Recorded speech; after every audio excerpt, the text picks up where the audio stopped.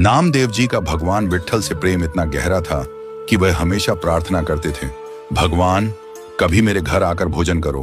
भगवान ने उनकी भक्ति को देखकर एक दिन कहा, नामदेव एक दिन मैं तेरे घर आऊंगा, लेकिन आज मैं तुझसे कुछ मांगता हूं।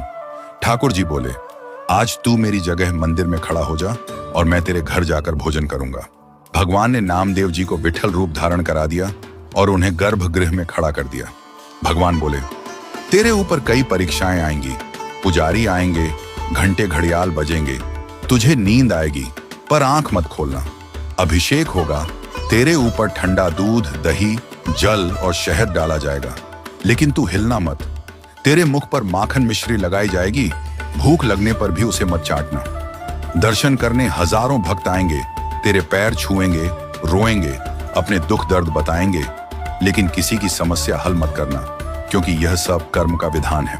नामदेव जी ने इन बातों को स्वीकार कर लिया और ठाकुर जी उनके घर भोजन करने गए। नामदेव की मां ने भगवान का स्वागत किया और प्रेम पूर्वक गरम गरम रोटियां परोसने लगी।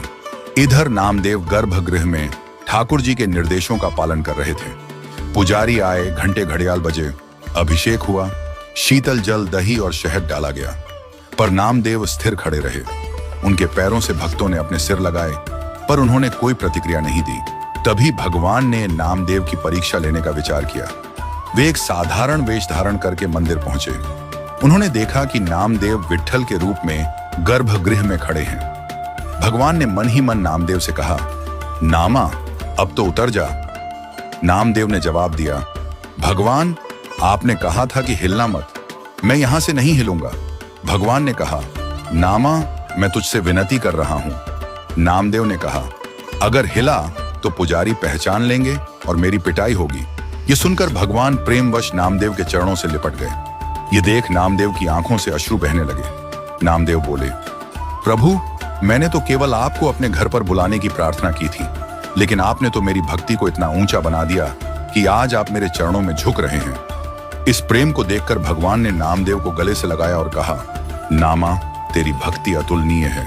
तब से मान्यता है कि पंढरपुर के मंदिर में साल में एक दिन भगवान विट्ठल के स्थान पर नामदेव जी खड़े होते हैं और भक्त उनके चरणों में प्रणाम करते हैं। यही नहीं, पंढरपुर मंदिर की सीढ़ियों के नीचे नामदेव और उनके परिवार की समाधि है।